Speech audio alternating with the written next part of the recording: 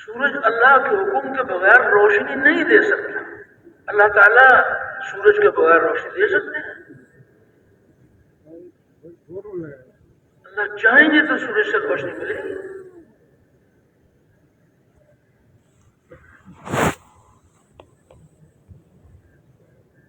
اس یقین کو دل میں اتارنے کے لیے ایک ایک کے دروازے پر جا کر وہ بول بولے جس بول میں اللہ سے ہونا ثابت ہو، اور وہ بول بولے کہ اللہ کے غیر سے نہ ہونا ثابت ہو.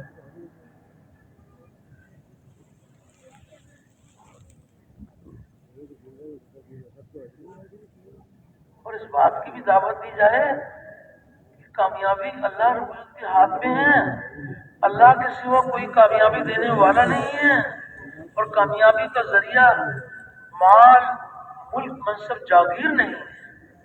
کامیابی کا ذریعہ ہمارے نبی کریم صلی اللہ علیہ وسلم والے اعمال ہیں.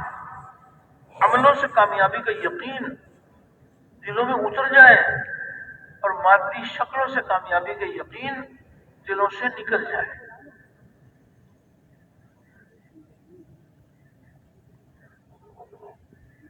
انسانوں کی نظر یہ بتا رہی ہے کہ زیادہ مال ہوگا زیادہ کامیابی، تھوڑا مال ہوگا تھوڑی کامیابی. بڑی ڈگری ہوگی بڑی کامیابی، چھوٹی ڈگری ہوگی چھوٹی کامیابی. بڑا عہدہ ہوگا بڑی کامیابی، چھوٹا عہدہ ہوگا چھوٹی کامیابی. یہ مشاہدہ یہ انسانوں کی اپنی نسبت ہے، اور غیب کی خبریں اللہ اور اس کے رسول کی نسبت ہے.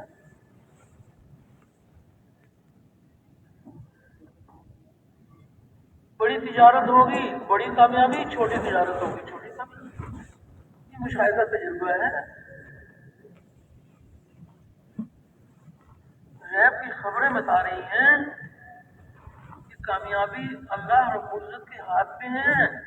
اللہ کے سوا کوئی کامیابی دینے والا نہیں ہے، اور کامیابی کا ذریعہ اللہ رب العزت کے احکامات ہیں. اور ہمارے نبی کریم صلی اللہ علیہ وسلم نے اللہ تعالیٰ کے حکموں پر چلنے کا ہمیں طریقہ بتلایا ہے. ہم اللہ پاک کی ذات و صفات پر یقین کرتے ہوئے اس کے احکامات کے پابند بن کر چلیں گے. نبی کریم صلی اللہ علیہ وسلم کے طریقوں کے پابند بن کر چلیں گے تو اللہ رب العزت ہمیں دنیا میں بھی کامیاب کریں گے اور آخرت کی کامیابیاں بھی عطا فرمائیں گے. دونوں جہانوں کی کامیابی کا ذریعہ اللہ رب العزت کا مبارک دین ہے، اور دین کے زندہ ہونے کا ذریعہ نبی کریم صلی اللہ علیہ وسلم کی دعوت والی محنت ہے. آج سب سے پہلا درجہ دعوت والی محنت کے زندہ ہونے کا ہے. آپ صلی اللہ علیہ وسلم والی مبارک محنت زندہ ہوگی تو حق تعالی شانوں کا مبارک دین زندہ ہوگا، اور دین انسانوں کی زندگی میں آئے گا تو انسانیت جہنم کی آگ سے بچ کر جنت میں جانے والی بنے گی. تو پہلا درجہ محنت کا ہے. یہ یقین دلوں کی گہرائی میں اتر جائے کہ ہمارے نبی کریم صلی اللہ علیہ وسلم اللہ تعالیٰ کی طرف سے جو اعمال لے کر آئے ہیں وہ اعمال دونوں جہانوں کی کامیابی کا ذریعہ ہے. یقین دلوں میں اتر جائے.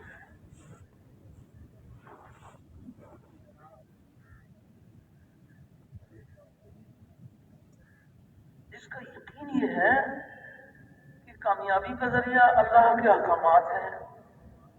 نبی کریم صلی اللہ علیہ وسلم نے اللہ کے حکموں پر چلنے کا ہمیں طریقہ بتلایا ہے. تو جس کام میں بھی لگیں گے وہ اللہ کے حکم کو تلاش کریں کہ حکم ربی کیا ہے.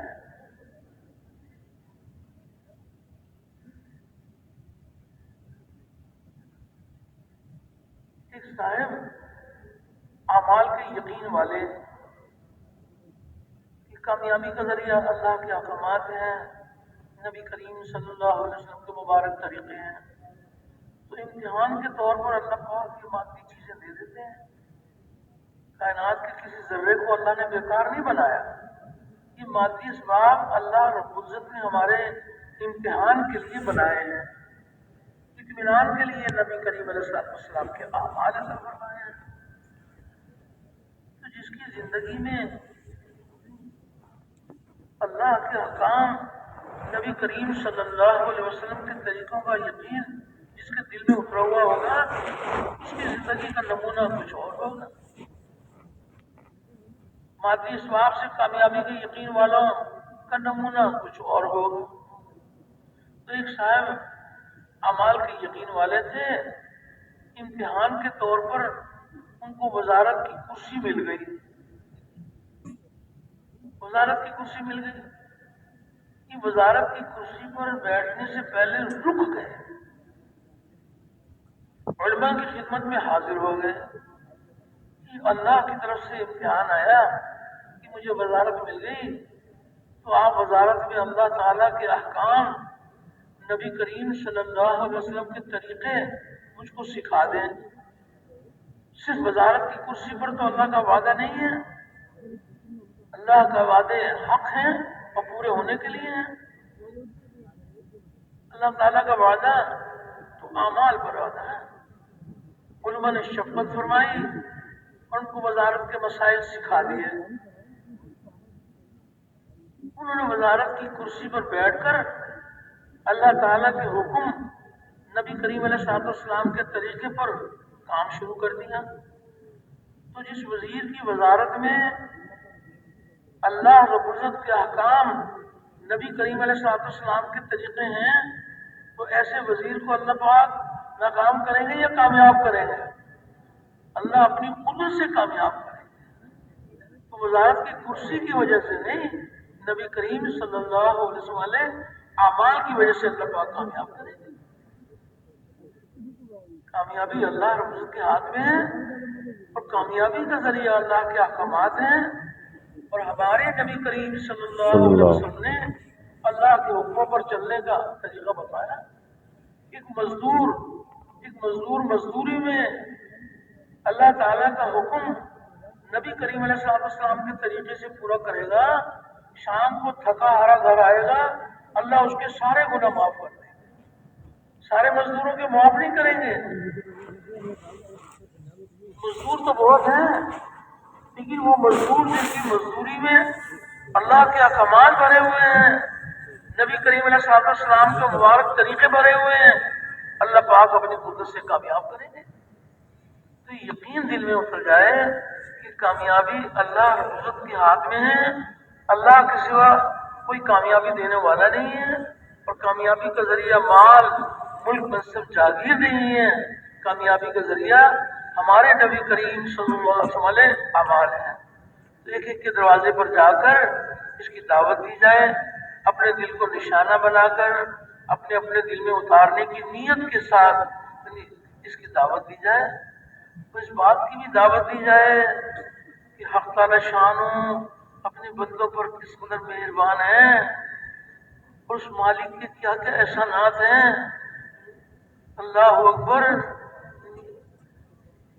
جب اللہ تعالیٰ کے جو احسانات جب آپس میں ملے تو حق تعالی شانوں کی بڑائی، اس کی عظمت اور کبریائی، اس کے احسانات، تاکہ اللہ کی محبت دلوں کے اندر اتر جائے۔ دیکھنے کے لیے آنکھ، اللہ اکبر، وہ کیسے اپنے بندوں پر مہربان ہیں، کہ دیکھنے میں نظر آتا ہے کہ چھوٹی سی ڈبیا ہے، یہ حق تعالی شانوں کس قدر اپنے بندوں پر مہربان ہیں کہ ایک دیکھنے کی آنکھ اور اس سے کیا کیا فائدے انسانوں کو حاصل ہوتے ہیں۔ اور پھر اللہ پاک نے دیکھنے کے لیے آنکھ عطا فرمائی، اور یہ آنکھ دنیا اور آخرت کی کامیابی کا ذریعہ کیسے بنے گی؟ حق تعالی شانوں نے رہنمائی فرما دی کہ یہاں دیکھو، یہاں نہ دیکھو، جہاں دیکھنے کا حکم ہے وہاں دیکھیں گے، جہاں اللہ جل شانوں نے منع فرما دیا وہاں نہیں دیکھیں گے۔ تو حق تعالی شانوں دونوں جہانوں میں کامیاب کریں۔ بولنے کے لیے زبان کتنی بڑی نعمت ہے کہ چھوٹا سا گوشت کا ٹکڑا، اور اللہ ہی جانے کہ ساری دنیا میں کتنی زبانیں ہیں۔ ایک چھوٹا سا ٹکڑا، اور کہیں عربی، کہیں فارسی، کہیں اردو، کتنی زبانیں دنیا میں بولی جاتی ہیں، اور اللہ پاک نے حق تعالی شان نے ایک چھوٹے سے اس گوشت کے ٹکڑے میں اللہ نے اپنی قدرت سے خاصیت بھر دی، اور پھر اس قدر اپنے بندوں پر مہربان ہے کہ یہ زبان دنیا اور آخرت کی کامیابی کا ذریعہ کیسے بنے گی، اس کی رہنمائی بھی فرما دی۔ یہ باتیں کرو، یہ باتیں نہ کرو، جن باتوں کے کرنے کا حکم ہے وہ باتیں کریں گے، جن باتوں سے اللہ نے منع کیا ہے وہ نہیں کریں گے۔ تو حق تعالی شانوں اس زبان کے راستے سے دونوں جہانوں کی کامیابی کا دروازہ کھولے۔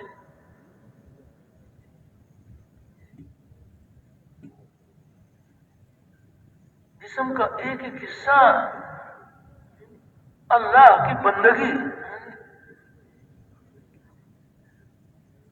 چلنے کے لیے پاؤں ہیں کہ یہاں چل کے جاؤ، یہاں چل کے نہ جاؤ، جہاں جانے کا حکم ہے وہاں جائیں گے، جہاں اللہ رب العزت نے منع کیا ہے وہاں نہیں جائیں۔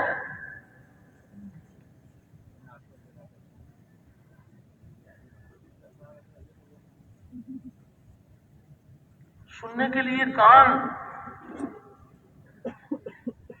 فرمایا جو کان ہیں یہ دل میں بات کے اترنے کا ذریعہ ہے۔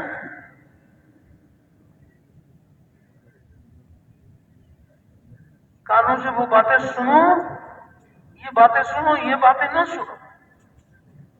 جن باتوں کے سننے کا حکم ہے وہ سنیں گے، جن باتوں سے سننے سے اللہ نے منع کیا ہے وہ نہیں سنیں گے۔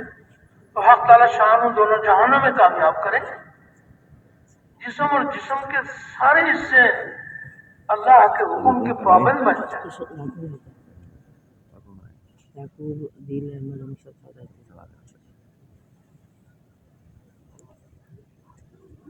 اللہ تعالیٰ کی نعمتوں کو کچھ شمار نہیں کر سکتے، کس قدر اللہ پاک اپنے بندوں پر مہربان ہیں۔ ماں باپ، بہن بھائی، بیوی بچے، قسم قسم کے پھل سبزیاں، کیا کیا نعمتیں اللہ جل شانہ نے اپنے بندوں کو عطا فرمائی ہیں۔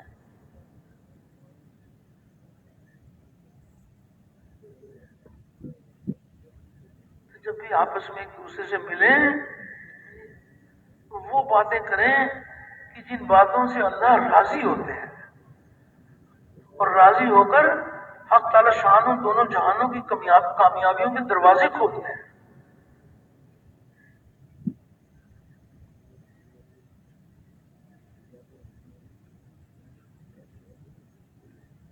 یہ یقین دلوں میں اتر جائے کہ اللہ تعالیٰ سارے کائنات کے مالک ہیں، اور مالک اپنی ملکیت میں جیسے چاہے تصرف کرے۔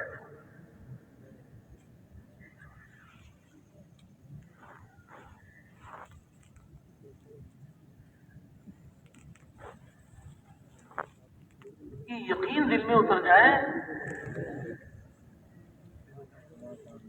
کامیابی اللہ رب العزت کے ہاتھ میں ہے، اور کامیابی کا ذریعہ ہمارے نبی کریم علیہ السلام کے اعمال ہے۔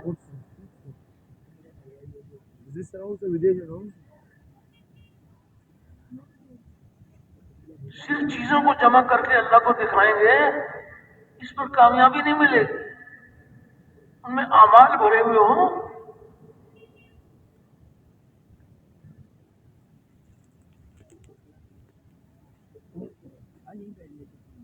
مزدوری کریں، مزدوری میں عمل بھرا ہوا ہو، تجارت کریں، تجارت میں عمل بھرا ہوا ہو۔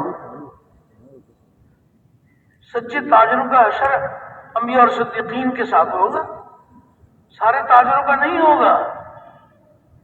جن کی تجارت میں اللہ کے احکام، نبی کریم علیہ السلام کے طریقے بھرے ہوئے ہوں گے، اللہ پاک کامیاب کریں۔ صرف شکلوں کو جمع کر کے اللہ کو دکھائیں اس پر وعدہ نہیں ہے، ان میں اعمال بھرے ہوئے ہوں۔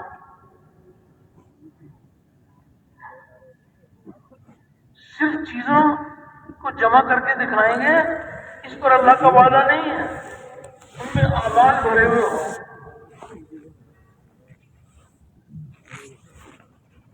کھانا پینا سنت کے مطابق، سونا جاگنا سنت کے مطابق،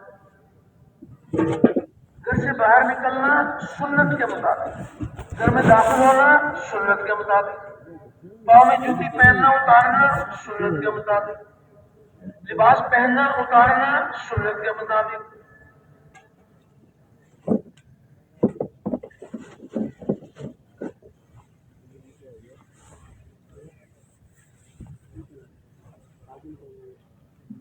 قدم قدم پر اعمال ہیں، سوتے بھی ہیں جاگتے بھی ہیں. سونا جاگنا سنت کے مطابق، لباس پہننا اتارنا سنت کے مطابق، قدم قدم پر اعمال ہیں.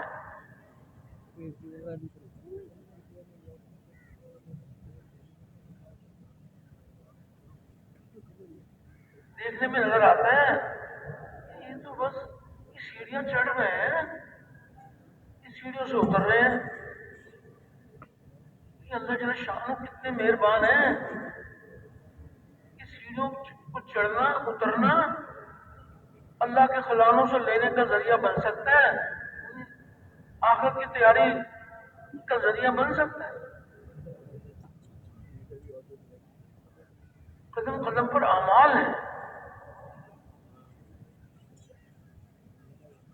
چیزیں تو ایسی نہیں ہیں کہ صرف چیزیں کامیابی کا ذریعہ بنیں گی، ان میں تو اعمال بھرے ہوئے ہوں. لیکن اعمال بہت سارے ایسے ہیں جس میں چیزوں کا کوئی تعلق نہیں ہے. کس قدر اعمال ایسے ہیں کہ براہ راست اللہ کی قدرت سے استفادہ، دنیا کی چیزوں کے بغیر صرف عمل پر اللہ جل شان و زندگی بنا دیں گے. لیکن صرف چیزوں سے زندگی نہیں بنائیں گے، ان میں تو اعمال بھرے ہوئے ہوں.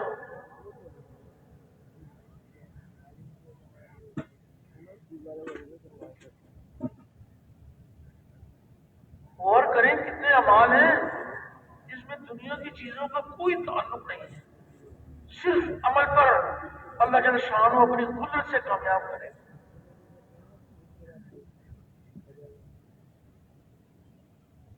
دعوت کا عمل اللہ اکبر تمام انبیاء علیہ السلام کی سنت ہے. اب کسی کے دروازے پر دعوت کے لیے جا رہے ہیں تو یہ نہیں دیکھتے کہ اتنا اونچا عمل ہے دعوت کا تو اس کے لیے کوئی مال تو ہو، سونا چاندی تو ہو. کسی چیز کی ضرورت نہیں ہے. اتنا اونچا عمل چیزوں سے پاک.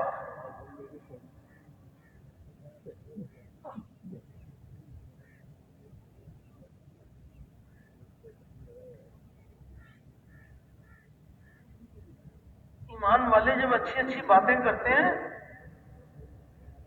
بہت ساری اچھی اچھی باتیں کرتے ہیں، ایمان والوں کی بہت ساری باتیں اللہ کو پسند ہیں. لیکن جتنی اچھی اچھی باتیں کرتے ہیں ان کی تمام اچھی اچھی باتوں میں سب سے اچھی بات یہ کہ کوئی کسی کو اللہ کی طرف بلائے. اتنا اونچا عمل، لیکن چیزوں کی ضرورت نہیں ہے.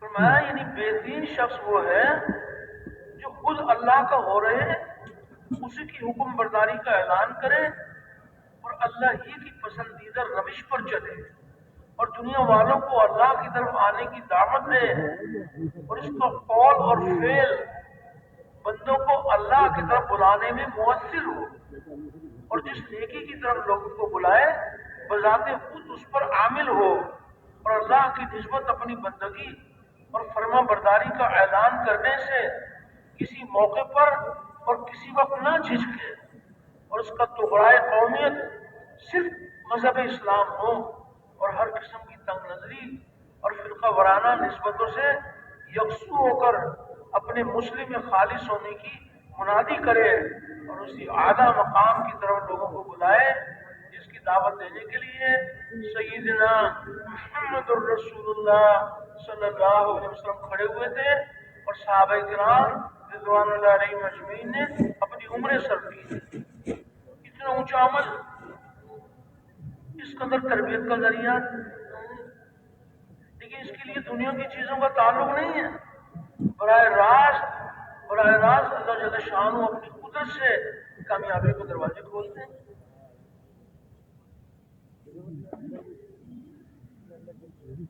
نماز کے لیے تاجر بھی آئیں گے، زمیندار بھی آئیں گے، مزدور بھی آئیں گے، وزیر صاحب بھی آئیں گے، سب آئیں گے. لیکن جب نماز کے لیے آئیں گے تو دنیا کی چیزیں ساتھ نہیں لائیں گے. نماز کے لیے آؤ، تاجر اپنی تجارت کو چھوڑ کر آئیں گے، زمیندار اپنے کھیت کو چھوڑ کر آئیں گے. کوئی دنیا کی چیزوں کی ضرورت نہیں ہے. نماز کا عمل براہ راست اللہ پاک کی قدرت سے استفادہ، چیزوں کا تعلق نہیں ہے. بلکہ یہاں تک ہے کہ جب نماز میں آ جاؤ تو چیزوں کو چھوڑ کر آؤ، اور نماز میں داخل ہو جاؤ تو چیزوں کے خیال کو بھی چھوڑو. کوئی تعلق نہیں ہے، براہ راست اللہ کی قدرت سے استفادہ. اعمال تو بہت ملیں گے ایسے کہ جس میں چیزوں کا تعلق نہیں ہے. چیزیں ایسی نہیں ملیں گی کہ عمل کے بغیر ضرورت پوری ہو جائے گی. جو رب العالمین ہے، ایک ہے ضرورتوں حاجتوں کا پورا ہو جانا، اور ایک ہے اللہ کو راضی کر کے دونوں جہانوں کی کامیابی لینا.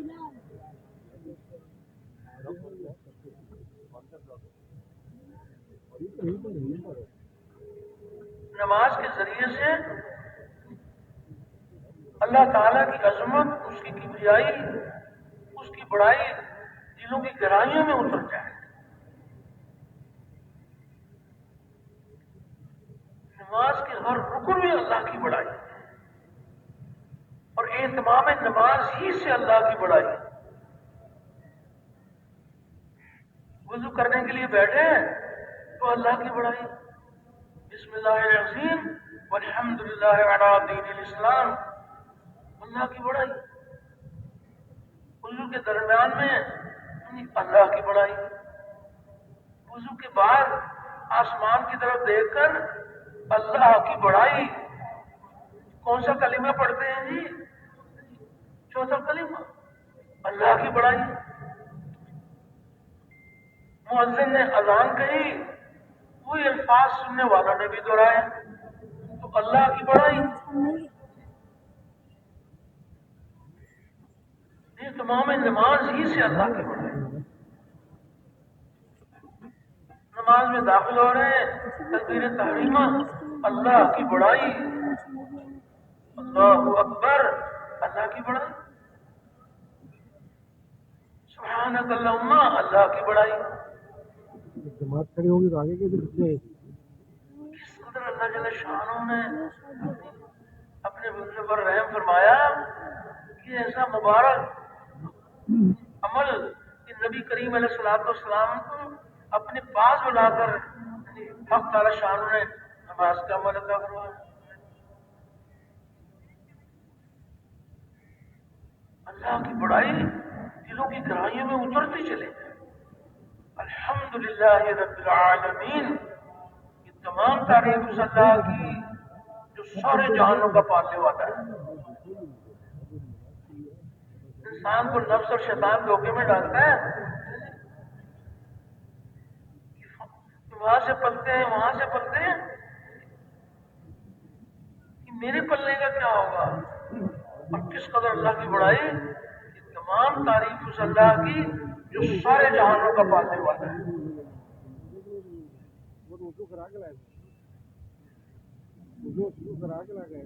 قیام میں بھی اللہ کی بڑائی، رکوع میں بھی اللہ کی بڑائی، ایک رکن سے دوسرے رکن میں جاتے ہوئے اللہ کی بڑائی.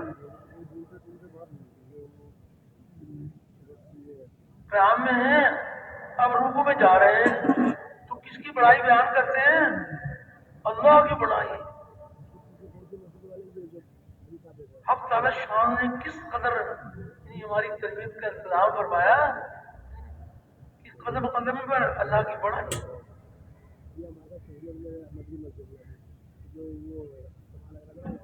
قیام میں بھی اللہ کی بڑائی، رکوع میں بھی اللہ کی بڑائی. رکوع میں جا کر کیا کہتے ہیں؟ سبحان ربی العظیم، پاک ہے میرا پالنے والا بڑی شان والا، پاک ہے میرا پالنے والا بڑی شان والا، پاک ہے میرا پالنے والا بڑی شان والا. رکوع میں بھی اللہ کی بڑائی. سجدے میں جائیں تو سجدے میں اللہ تعالیٰ کی بڑائی. سبحان ربی العالی، پاک ہے میرا پالنے والا اونچی شان والا، پاک ہے میرا پالنے والا اونچی شان والا. کیسے اللہ پاک اپنے بندوں کو نوازنا چاہتے ہیں. براہ راست اللہ کی قدرت سے استفادہ، چیزوں کا تعلق نہیں ہے نماز میں. چیزوں کو چھوڑ کر آؤ اور چیزوں کا خیال بھی چھوڑو.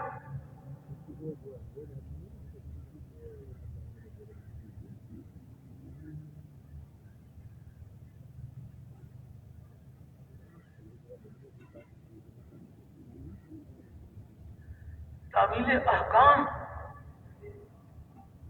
نماز کی حالت میں جسم اور جسم کے تمام حصے اللہ تعالیٰ کے احکامات کے پابند بن جائیں.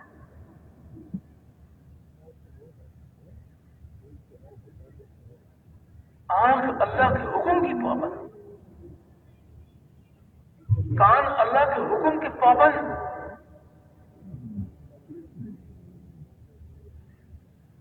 زبان اللہ کے حکم کی پابند، ٹخنے، کونیاں، پیشانی، دل، دماغ.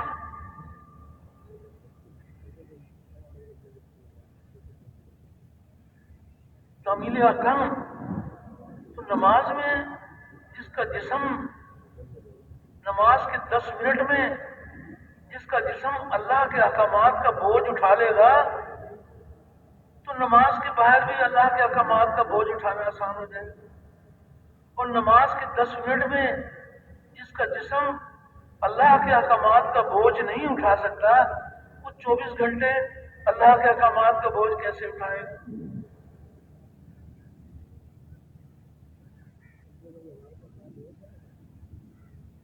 تعمیل احکام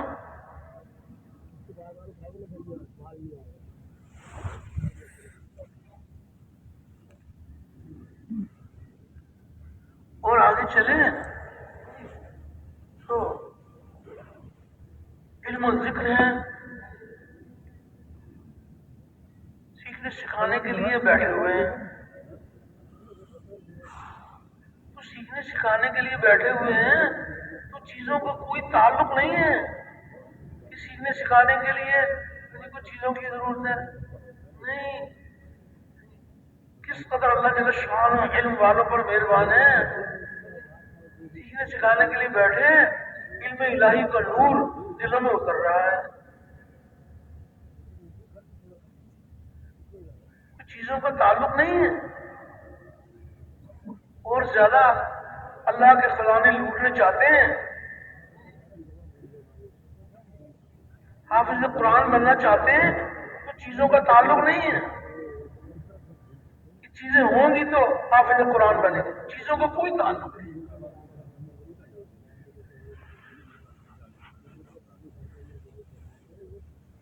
حافظ بننا چاہتے ہیں، عالم بننا چاہتے ہیں، چیزوں کا کوئی تعلق نہیں ہے. علم الہی کا نور دلوں کی زینت بنے. اس بات میں آتا ہے نا کہ یا تو تم عالم بنو یا طالب علم بنو یا علم کو توجہ اور دھیان کے ساتھ سننے والے بنو یا علم اور علم والوں سے محبت کرنے والے بنو. اور 5ویں قسم کے نہ بنو ورنہ ہلاک ہو جاؤ گے. اور 5ویں قسم یہ ہے کہ علم اور علم والوں سے بغض رکھنا. اتنا شدید نقصان ہے علم اور علم والوں سے بغض رکھنا. یا تو تم عالم بنو یا طالب علم بنو یا علم کو توجہ اور دھیان کے ساتھ سننے والے بنو، یا علم اور علم والوں سے محبت کرنے والے بنو، اور پانچویں قسم کے نہ بنو ورنہ ہلاک ہو جاؤ گے۔ اور پانچویں قسم یہ ہے کہ علم اور علم والوں سے بغض رکھنا، اتنا شدید نقصان ہے۔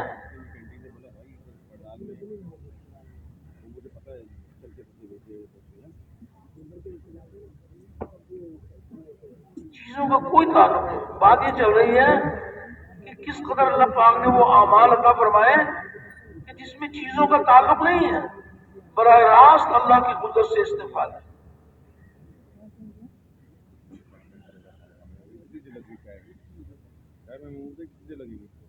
کوئی مسئلہ پوچھنے کے لیے گھر سے جا رہے ہیں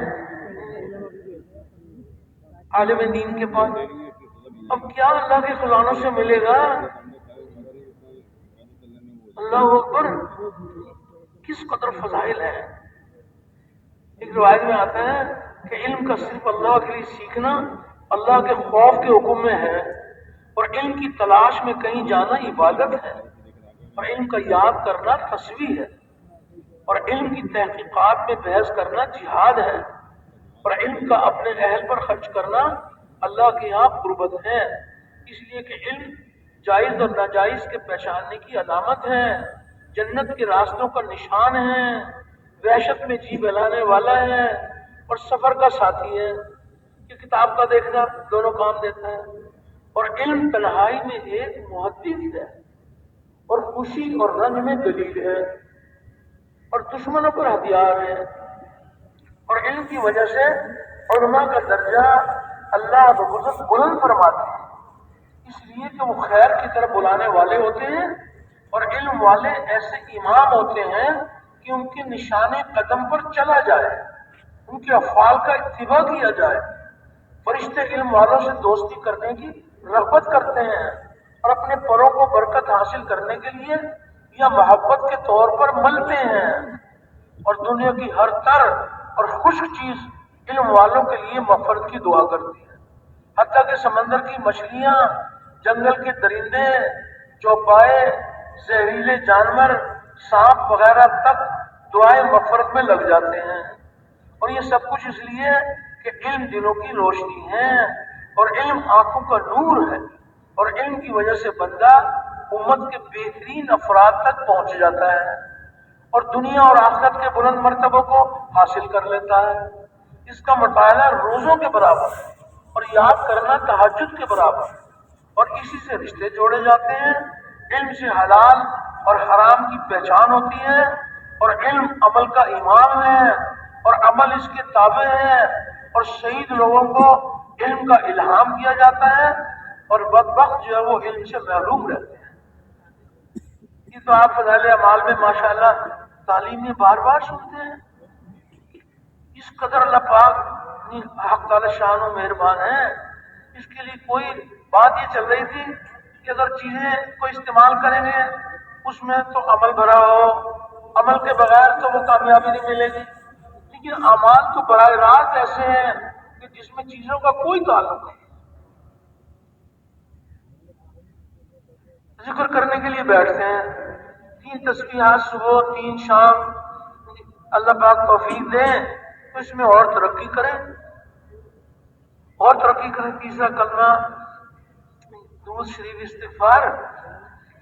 تو اب جب ذکر کرنے کے لیے بیٹھتے ہیں تو اللہ کے شان کی ذات ایسی کریم ذات ہے، اس کے لیے کوئی یہ بات نہیں ہے کہ کچھ سونا چاندی ہو، اتنا اونچا عمل ہے تو اس کے لیے وہ مال جمع کرو، نہیں،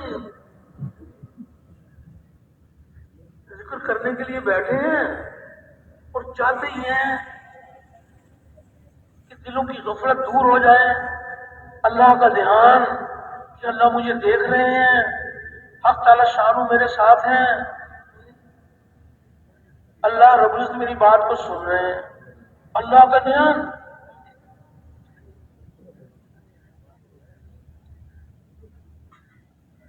تو اس کے لیے کوئی دنیا کی چیزوں کی ضرورت نہیں ہے۔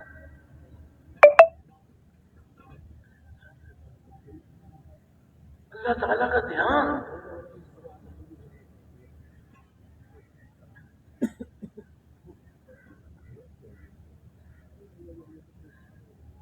صاحب نے اپنا جائزہ لیا کہ میری ذکر کا کیا حال ہے. کسی کا جائزہ لینا تو بڑا مشکل کام ہے. اپنا ہی جائزہ لیا جا سکتا ہے کہ میرے ذکر کا کیا حال ہے. تو اس نتیجے میں پہنچے کہ میں 30 منٹ اللہ کا ذکر کرتا ہوں تو مشکل سے کوئی 5 منٹ میرے دھیان والے ہیں اور 25 منٹ میرے غفلت والے ہیں. ذکر کر رہے ہیں، کبھی کھیت میں چلے گئے، کبھی بیوی بچوں کا دھیان، کبھی کچھ. تو انہوں نے بھی اس کا علاج شروع کیا. تو فرمایا کہ اس کا علاج یہ ہے کہ تسبیحات کے لیے، اللہ کا ذکر کرنے کے لیے پہلے وقت مقرر کیا. پہلے جسم قید ہوگا، پھر روح قید ہوگی، اور روح کا یہ خیال اللہ دیکھ رہے ہیں، اسی کو توجہ کہا جاتا ہے. تو وقت مقرر کر لیا. اب جب ذکر کرنے کے لیے بیٹھے اور اللہ کا دھیان جمانے کی کوشش کی تو اتنا فرق ہو گیا کہ 5 کے بجائے 6-7 منٹ اللہ کے دھیان والے بن گئے. غفلت کے وقت میں کمی آ گئی. دوسرے وقت میں پھر اس بات کی کوشش کی، محنت کی، دھیان جمانے کی کوشش کی. اللہ تعالیٰ نے کرم فرمایا کہ 7-8 کے بجائے اور اللہ کا دھیان کا وقت بڑھ گیا. غفلت کے وقت میں کمی آتی چلی گئی. مسلسل اس کی محنت کرتے رہے، اللہ سے دعائیں مانگتے رہے تو اللہ جل شانہ وہ دن دکھا دیں گے کہ 30 کے 30 منٹ اللہ تعالیٰ کے دھیان والے بن جائیں گے. تو خود بھی ذکر میں اللہ کا دھیان جمانا، دوسروں کو بھی اس کی دعوت دینا، رو رو کے دعائیں مانگنا کہ یا الہی ہمیں ذکر اللہ کی حقیقت عطا فرما دے. جن لوگوں کو ذکر اللہ کی حقیقت حاصل ہو جاتی ہے وہ اللہ کی یاد سے اپنے دلوں میں چین اور اطمینان حاصل کرتے ہیں. اور ایک طرف اللہ پاک کی لامحدود قدرت کا ذکر ان کے دلوں میں خوف اور خشیت پیدا کرتا ہے، اور ایک طرف اللہ پاک کی رحمت ان کے دلوں میں اللہ جل شانہ کی اللہ کی طرف سے رحمت متوجہ ہوتی ہے. تو خود بھی ذکر میں دھیان جمانے کی محنت کرنا، اور اب اس کی دعوت دینا، اور رو رو کے دعائیں مانگنا. اور ذکر والوں پر اللہ پاک کے خزانوں سے کیا کیا اللہ کے کرم کے دروازے کھلتے ہیں، کس قدر فضائل ہیں. اس روایت میں آتا ہے کہ اللہ تعالیٰ فرما رہے ہیں، اس کا مفہوم یہ ہے کہ میرا ذکر کرنے والے میرے اپنے آدمی ہیں اور میں ان کو اپنی رحمت سے دور نہیں کرتا. اگر یہ اپنے گناہوں سے توبہ کریں تو میں ان کا حبیب ہوں، اور گناہوں سے توبہ نہ کریں تو میں ان کا طبیب ہوں کہ ان کو کسی پریشانی میں مبتلا کر کے ان کو گناہوں سے پاک کروں. اس قدر اللہ جل شانہ اللہ رب العزت مہربان ہے. اپنے غیب کے خزانے اپنے بندوں پر لٹانے کے لیے اللہ رب العزت نے کیا کیا مبارک اعمال عطا فرمائے.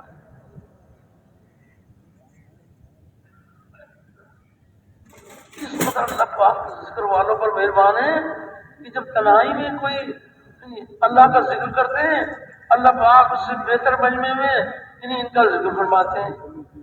اس قدر اللہ پاک قدردان ہے.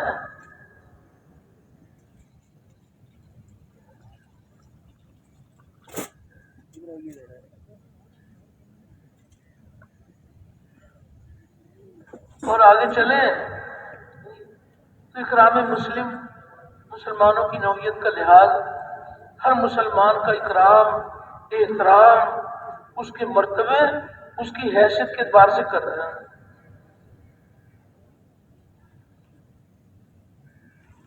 اور اکرام کرنے میں بھی بہت سارے اعمال ایسے ہیں کہ اس میں چیزوں کا کوئی تعلق نہیں ہے. اللہ نے مال دیا ہے تو مال بھی اللہ کے احکامات پہ خرچ کریں گے، بہت مبارک.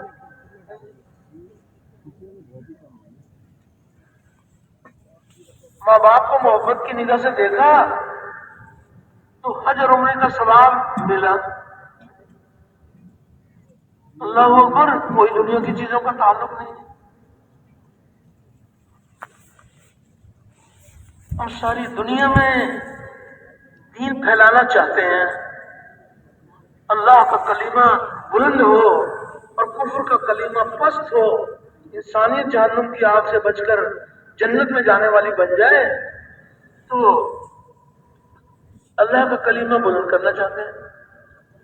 تو اس کے لیے قدم قدم پر ہمیں اچھے اخلاق کی ضرورت ہے۔ دین کے پھیلنے کا کتنا بڑا ذریعہ اخلاق ہے۔ قدم قدم پر تبلیغ والوں کو اچھے اخلاق کی ضرورت ہے۔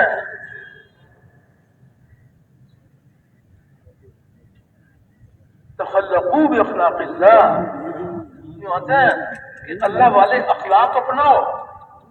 اللہ جل شان رحم کرنے والے ہیں، ہم بھی اللہ کی مخلوق پر رحم کریں گے۔ حق تعالی شانو پردہ پوشی فرمانے والے ہیں، ہم بھی پردہ پوشی کریں گے بندوں۔ اللہ رغبت کھلانے والے ہیں، ہم بھی کھلائیں گے۔ تخلقوا باخلاق اللہ، اللہ والے اخلاق اپناؤ۔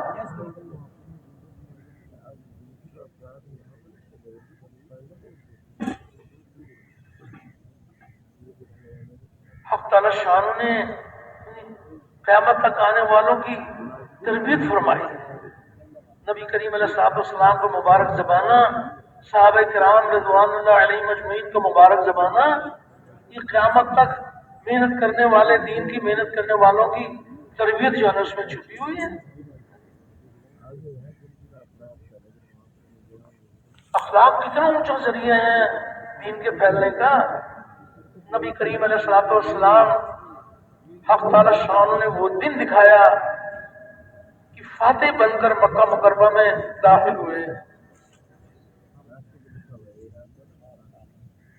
تو اب مکہ والے یہ سمجھ رہے تھے کہ آج جو ہے نا، آج تو ہم سب کی گردنیں اڑائی جائیں، ساری عمر ہم نے ان کو دکھ دیے۔ دیکھیے ہمارے نبی کریم علیہ الصلوۃ والسلام اور صحابہ کرام رضوان اللہ علیہم اجمعین نے کیسا اخلاق کا نمونہ پیش کیا کہ جن لوگوں نے قسمیں کھا رکھی تھیں، جو یوں کہتے تھے کہ ہم پہاڑوں سے کود کے مر جائیں گے، دریاؤں میں ڈوب کے مر جائیں گے، دین اسلام قبول نہیں کریں گے، لیکن نبی کریم علیہ الصلوۃ والسلام کے وہ مبارک اخلاق کہ ایسے انسان بھی دار اسلام میں داخل ہو گئے۔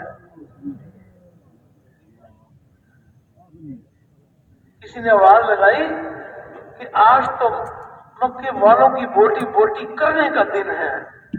نبی کریم علیہ الصلوۃ والسلام نے فرمایا کہ نہیں، آج ان کے اوپر رحم کرنے کا دن ہے، میں ان کے ساتھ وہ سلوک کروں گا جو یوسف علیہ السلام نے اپنے بھائیوں کے ساتھ سلوک کیا تھا نا، وہ سلوک کروں گا۔ مشورے میں یہ بات آ رہی ہے کہ ابو سفیان یہ کیسے اسلام میں داخل ہو جائے، یہ کیا کرنا چاہیے کہ وہ قوم کے سردار ہیں تو ان کا کچھ اکرام کیا جائے، ان کو بلائیں اور بلا کر ان کا کچھ اکرام کریں۔ تو ان کو بلایا گیا اور نبی کریم علیہ الصلوۃ والسلام نے ارشاد فرمایا کہ جو حرم میں داخل ہو جائے اس کو امن۔ وہ تو یہ گمان رکھتے تھے کہ آج جو ہے نا، آج تو سب کی گردنیں اڑائی جائیں گی، اور یہ ہمارے لیے امن کا دروازہ ہمیں دکھا رہے ہیں، تو بڑے متاثر ہوئے، تو بڑے ذہین فہیم تھے، تو کچھ اور مزید بھی کچھ کسی الفاظ میں رعایت چاہیے، تو آپ نے فرمایا کہ جو ابو سفیان کے گھر میں داخل ہو جائے اس کو بھی امن۔ تو یہ سنا تو اور بہت زیادہ بڑے متاثر، تو واقعی اللہ کے سچے رسول اتنا کشادہ سینہ کہ جو میرے گھر میں داخل ہو جائے اس کو امن، پھر مزید کسی اور الفاظ میں رعایت چاہیے۔ تو نبی کریم علیہ الصلوۃ والسلام نے فرمایا کہ جو اپنے گھروں کے دروازے بند کر لے اس کو بھی امن۔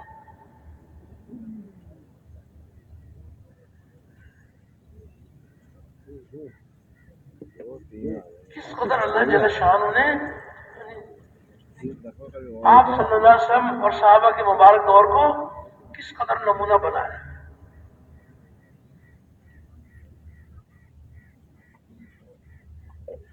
ابو سفیان بھی رضی اللہ تعالیٰ عنہ بن گئے، ہندا رضی اللہ تعالیٰ عنہ بن گئی، اکرمہ رضی اللہ تعالیٰ عنہ بن گئے، ریشی رضی اللہ تعالیٰ عنہ بن گئے.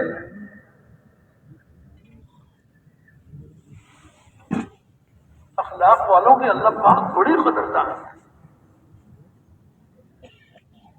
دعوت کے کام کرنے والوں کے لیے قدم قدم پر اچھی اخلاق.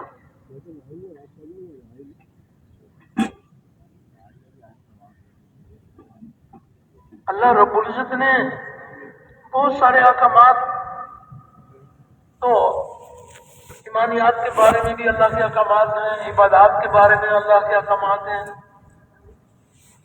اور بندوں سے متعلق اللہ جل شانہ نے جو احکامات عطا فرمائے ہیں وہ احکامات بہت زیادہ ہیں. عبادات کے احکامات کم ہیں، بندوں سے متعلق جو احکامات ہیں وہ بہت زیادہ ہیں. اور احکامات ذریعہ ہیں دلوں کے جوڑ کا. دل جو آپس میں جڑیں گے، احکامات پر چلنے سے دل جڑیں گے. بندوں سے متعلق جو احکامات ہیں وہ کس قدر پاکیزہ معاشرہ قائم کرنے کا ذریعہ ہے. آخر کی کامیابیوں کا تو کہنا ہی کیا، دنیا ہی کے اندر ایسا پاکیزہ ماحول بن جائے. بندوں سے متعلق جو احکامات ہیں، گھر میں چھوٹے بھی ہیں بڑے بھی ہیں. چھوٹوں کو اللہ نے بڑوں کے بارے میں احکامات عطا فرمائے ہیں اور بڑوں کو چھوٹے کے بارے میں احکامات عطا فرمائے ہیں. تو اس قدر احکامات دلوں کے جوڑ کا ذریعہ ہے. چھوٹوں کو یہ حکم ہے کہ وہ بڑوں کا ادب کریں. تو جب چھوٹے اللہ کے حکم کو پورا کریں گے، بڑوں کا ادب کریں گے، تو بڑے تو چاہتے یہی ہیں کہ چھوٹے ہمارا ادب کریں. جو بڑوں کی چاہت ہے وہ اللہ نے چھوٹوں کا دین بنا دیا. اللہ اکبر. اب بڑوں کو یہ حکم ہے کہ وہ چھوٹوں کے ساتھ شفقت سے پیش آئیں، محبت کریں. تو جب بڑے اللہ کے حکم کو پورا کرتے ہیں تو چھوٹے خوشحال ہو جاتے ہیں. چھوٹے تو چاہتے یہی ہیں کہ بڑے ہمارے ساتھ شفقت سے پیش آئیں. بڑوں کا دین چھوٹوں کی خوشحالی کا ذریعہ اور چھوٹوں کا دین بڑوں کی خوشحالی کا ذریعہ. مال والوں کا دین غریب کی خوشحالی کا ذریعہ اور غریب کا دین مال والوں کی خوشحالی کا ذریعہ. مال والوں کو کیا کیا احکامات ہیں، زکوٰۃ ہیں، صدقات ہیں، خیرات ہیں، اور یہاں تک بھی حکم ہے کہ مال والے تحقیق کریں اور تلاش کریں کہ حاجت مند کون ہے اور خود اس کے دروازے پر چل کے جائیں. جو مال والے اللہ کے اس حکم کو پورا کریں گے تو غریب کا دل مال والوں کے ساتھ جڑ جائے. کہ ہمارے مقدر کی روزی اللہ نے ان کو دی تھی اور انہوں نے خود ہمارے پاس پہنچا دی. مال والوں کا دین غریبوں کی خوشحالی کا ذریعہ اور غریب کا دین مال والوں کی خوشحالی کا ذریعہ. غریب کا دین کیا ہے کہ تم مال والوں کے ساز و سامان کی طرف آنکھ اٹھا کے بھی نہ دیکھا. غریب کی زندگی میں اللہ کے احکامات آ جائیں تو مال والے خوشحال ہو جائیں. مال والے اللہ کے احکامات پہ چلیں تو غریب خوشحال ہو جائے. بیوی کا دین خامد کی خوشحالی کا ذریعہ اور خامد کا دین بیوی کی خوشحالی کا ذریعہ. کوئی خامد ایسا نہیں ہے جو یہ نہیں چاہتا کہ بیوی کو جو ہے نا میری تعظیم کرنی چاہیے. اس قدر اللہ جل شانہ نے کس قدر پاکیزہ معاشرے کا اللہ نے اپنے قدرت سے نظام بنایا. یوں آتا ہے کہ اللہ کے سوا کسی کو سجدہ جائز نہیں ہے. لیکن اگر سجدہ جائز ہوتا تو بیوی کو یہ حکم ہوتا کہ خامد کو سجدہ کرے. اتنا اتنا احترام ادب سکھا دیا. بیوی اللہ کے احکامات پہ چلے تو پاک خوشحال. خاوند کو جو اللہ پاک نے احکامات عطا فرمائے وہ بیوی کے بارے میں اگر اللہ کے احکامات پورے کریں تو بیویاں خوشحال ہو جائیں. ایک طبقے کا دین دوسرے طبقے کی خوشحالی کا ذریعہ ہے. سب کو حکم ہے، دینے کا حکم ہے، لینے کا حکم نہیں ہے. سب کے سب دینے والے بن جائیں گے تو کسی کا حق باقی نہیں رہے گا. سب کے سب لینے والے بن جائیں گے تو کسی کا بھی حق ادا نہیں ہوگا. تو ایک ہے لینے کا جذبہ اور ایک ہے دینے کا جذبہ. لینے کا جذبہ اندر سے نکل جائے، دینے کا جذبہ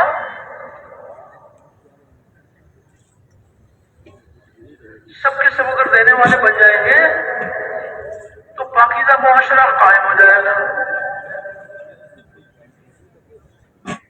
اللہ تعالیٰ نے اپنے حکم کے ذریعے سے اللہ رب العزت نے ہم کو کس قدر پاکیزہ نظام عطا فرمایا کہ جس کا جو حق ہے وہ ادا کر دو.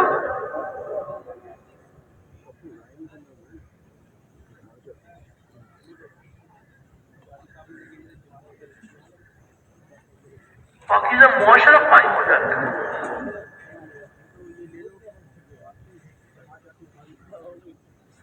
وہ جو ایک واقعہ حدیث پاک میں آتا ہے نا، پہلے زمانے کا واقعہ، سب کے سب کا جذبہ دینے کا جذبہ ہے. تو اس پر کیسی پاکیزگی، کس قدر پاکیزہ زندگی بنتی ہے. ایک شخص نے اپنی زمین فروخت کی، بیچنے والے نے بیچ دی، خریدنے والے نے خرید لی. جس نے زمین فروخت کی تھی اس کو اس کی قیمت مل گئی اور جس نے زمین خریدی تھی اس کو زمین مل گئی. تو اس کے بعد پھر جس نے زمین خریدی تو اسے زمین میں کچھ گڑھا نکالنے کی ضرورت پیش آئی. تو وہاں جو گڑھا نکالا تو وہاں سے مال خزانہ نکل آیا. تو دینے کا جذبہ، اس نے کہا بھائی میں نے تو زمین خریدی ہے، یہ مال خزانہ تو میں نے خریدا نہیں، تو میرا اس سے کیا تعلق ہے. تو جس سے زمین خریدی ہے یہ مال خزانہ جو ہے نا اس کو واپس دینا چاہیے. یہ ان کے پاس گیا اور سارا واقعہ سنا دیا کہ یہ مجھے ضرورت پیش آئی گڑھا نکالنے کی اور یہ مال خزانہ نکلا ہے اور اٹھاؤ اپنا مال خزانہ. دینے کا جذبہ، اس کا بھی اللہ والا جذبہ، اللہ والا جذبہ کہ مالک کے حکم کو دیکھ کے چلا. اس نے کہا بھائی میں نے آپ کے ہاتھ زمین بیچ دی، اب اس میں سے مٹی نکلے یا سونا، میرا اس سے کیا تعلق ہے، میں تو نہیں لوں گا. تو یہ اسے دینا چاہتا ہے، وہ اسے دینا چاہتا ہے. اچھا بھائی چلو اگر آپس کے اندر کسی نتیجے پر نہیں پہنچتے تو قاضی صاحب سے پھر فیصلہ کرا دو. تو قاضی صاحب بھی اللہ والے، ان کا بھی اللہ والا جذبہ.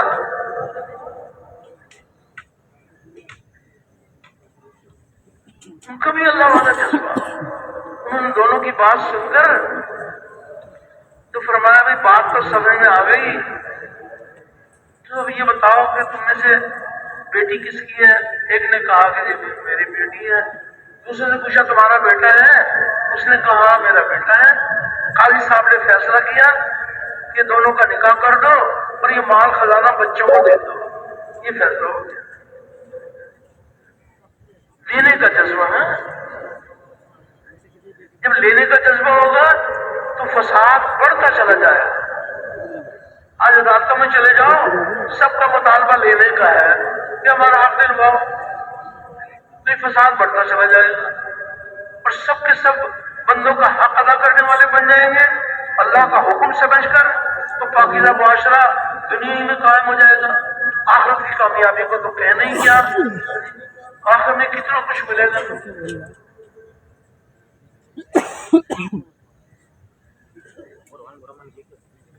قدم قدم پر اللہ جل شانہ کے احکامات ہیں. تو بندوں سے متعلق جو احکامات ہیں ان احکامات کو نبی کریم صلی اللہ علیہ وسلم کے طریقے سے پورا کریں گے، دونوں جہانوں کی کامیابیوں کے دروازے کھلیں گے۔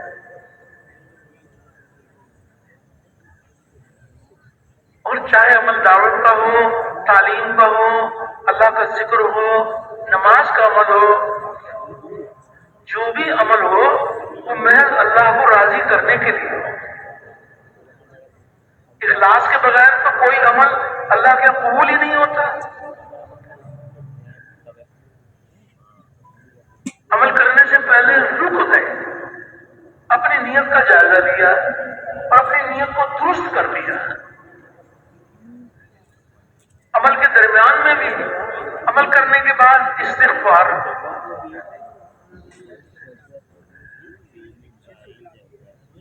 تو نیت کو درست کرنے کے لیے مال کی ضرورت ہے، کیونکہ جو یہ چاہتا ہے کہ اخلاص کا نور دل میں بڑھتا چلا جائے اور میں عمل سے پہلے رک کر اپنی نیت کو درست کر لوں، تو دنیا کی چیزوں کی ضرورت ہے نیت کے صحیح کرنے کی؟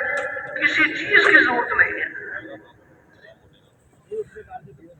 اللہ اکبر، دن بدن اخلاص کا نور بڑھتا چلا جائے۔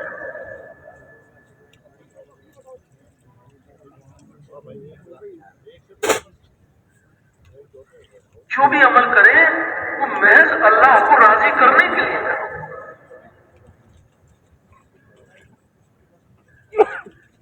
عمل کے اندر توازن قائم کرنا، اللہ کے وعدوں کا یقین بھی ہو اور اللہ کو راضی کرنے کا جذبہ بھی ہو۔ اخلاص کے زور میں آ کر یقین کو نہ کھو بیٹھے اور یقین کے زور میں آ کر اخلاص کو نہ کھو بیٹھے۔ اخلاص اپنی حدود میں رہے اور یقین اپنی حدود میں رہے۔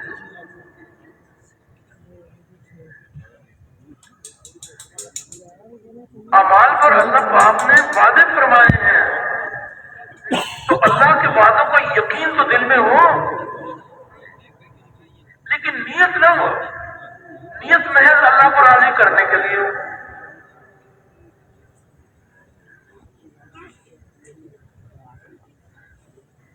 اللہ کے وعدے نیت میں لانے کے لیے ہیں، یقین میں لانے کے لیے۔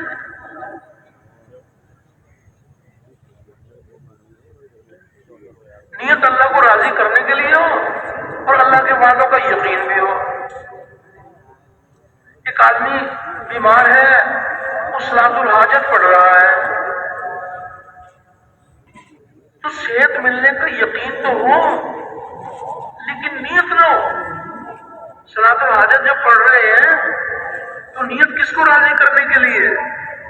نیت اللہ کو راضی کرنے کے لیے، اور اللہ کے وعدوں کا یقین بھی ہے کہ صلاۃ الحاجت کے عمل پر اللہ پاک مجھے شفا دیں گے۔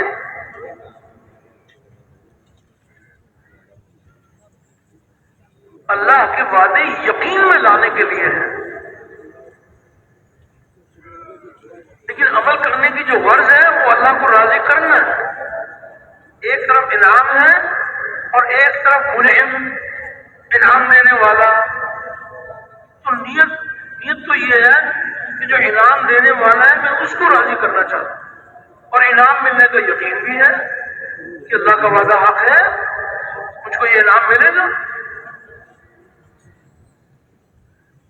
اس کے لیے کوئی دنیا کی چیزوں کی ضرورت نہیں ہے۔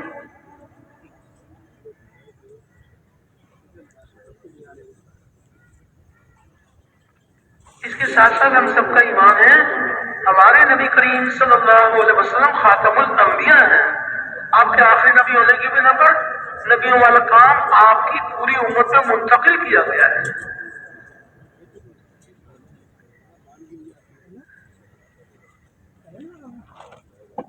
کس قدر اللہ جل شانہ نے اس امت کو اللہ رب العزت نے فضیلت عطا فرمائی کہ تمام امتوں میں سے بہترین امت قرار دی۔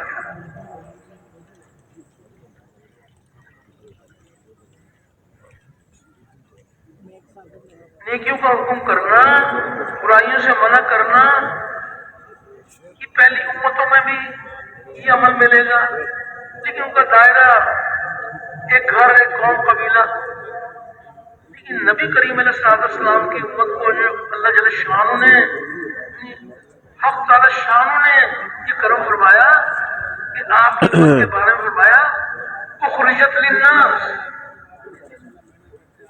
سارے انسانوں کی طرف نکالی ہوئی امت۔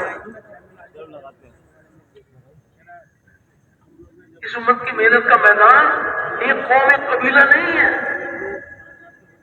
ایک شہر نہیں ہے، تمام عالم بھر کے انسان اور قیامت تک آنے والے سارے انسان۔ اخرجت للناس، نبی کریم علیہ السلام کے بارے میں حق تعالی شانہ قرآن حکیم میں فرما رہے ہیں کافۃ للناس، ہم نے آپ کو سارے انسانوں کے لیے بشیر اور نذیر بنا کر بھیجا ہے۔ نبی کریم علیہ السلام کے بارے میں فرما رہے کافۃ للناس، اور آپ کی امت کے بارے میں فرما رہے اخرجت للناس۔ قرآن حکیم کے بارے میں حق تعالی شانہ نے فرمایا ھدی للناس۔ یہ کلام الہی ایک شہر ایک ملک کے انسانوں کی ہدایت کا ذریعہ نہیں بلکہ سارے انسانوں کی ہدایت کا ذریعہ ہے۔ تو یہ بات بھی ہمیں سمجھ میں آ جاتی ہے کہ قرآن حکیم ھدی للناس، نبی کریم علیہ السلام کافۃ للناس، اللہ کی ذات رب الناس، یہ بھی سمجھ میں آ جاتا ہے۔ اور امت اخرجت للناس تو کہتے ہیں یہ تو بھائی یہ عربی تو ہمیں آتی نہیں ہے۔ کس قدر اللہ جل شانہ اس امت پر مہربان ہے کہ سارے انسانوں کی ہدایت کا ذریعہ بنا ہے۔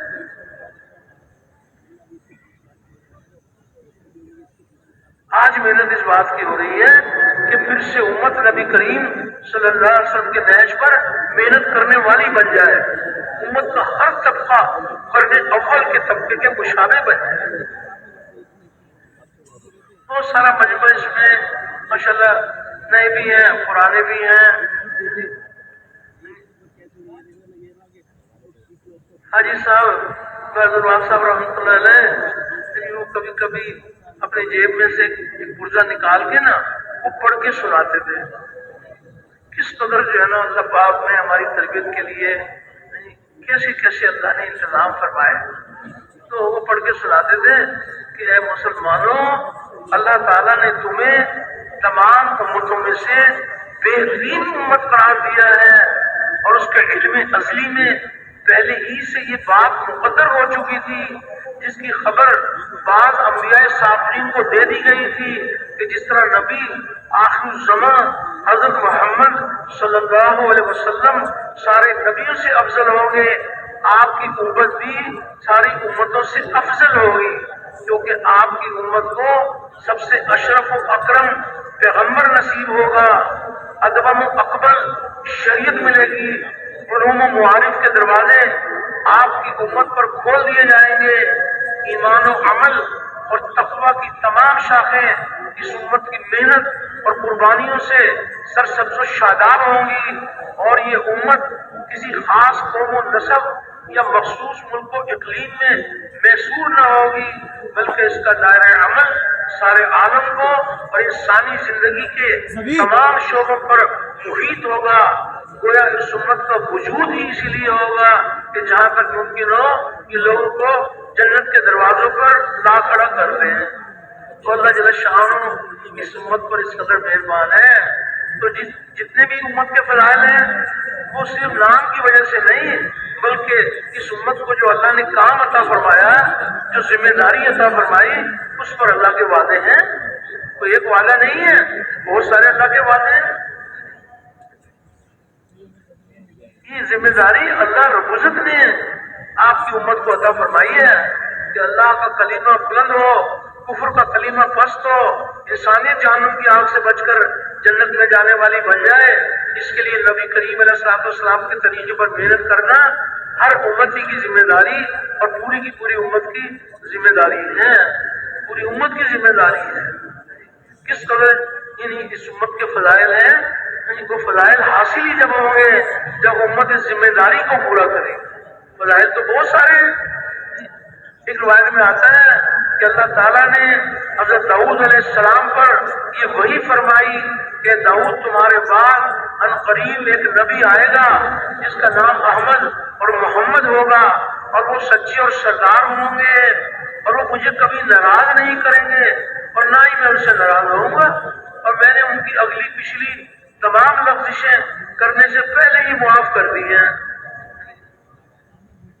یہاں تک تو نبی کریم علیہ السلام کے بارے میں فرمایا، اور آپ صلی اللہ علیہ وسلم کی امت کے بارے میں فرمایا کہ آپ کی امت میری رحمت سے نوازی ہوئی ہے، اور میں نے آپ کی امت کو وہ نوافل عطا کیے جو انبیاء کو عطا کیے، اور آپ کی امت پر وہ چیزیں فرض کی جو انبیاء اور رسولوں پر فرض کی، حتیٰ کہ وہ قیامت کے دن یہ اب تعالیٰ شانوں اس امت کے بارے میں داؤد علیہ السلام سے فرما رہے ہیں، حتیٰ کہ وہ قیامت کے دن میرے پاس اس حال میں آئیں گے تو ان کا نور انبیاء کے نور جیسا ہوگا۔ تو یہ جس نے بھی اللہ پاک نے کرم فرمایا اس کے امت کے فضائل ہیں وہ اس مبارک کام کی وجہ سے ہے۔ تو یہ گزارش کی جا رہی ہے کہ ایک اس مبارک کام میں چلہ لگانا، 3 چلے لگانا، سال لگانا، 7 مہینے لگانا، اور ایک دعوت والے کام کو اپنا کام بنا کے کرنا۔ تو سب کے سب اس کام کو اپنا کام بنانے کے لیے تیار ہیں انشاءاللہ۔ تو بھائی دیکھو اللہ کو راضی کرنے کے لیے فرمائیں کہ اپنے کون کون سے نقد چلے، 3 چلے کی نقد جماعتیں جو ماشاءاللہ اپنی اپنی مسجد کی پوری جماعت لکھوائے، ان کو اللہ نے توفیق عطا فرمائی، ماشاءاللہ وہ پائے پورے وہ بین الممالک کے لیے جائیں گے۔ تو فرمائے ماشاءاللہ کہ نقد چلے 3 چلے کے لیے پوری جماعت ہی لکھوائیں، اپنے آپ کو بھی پیش کریں۔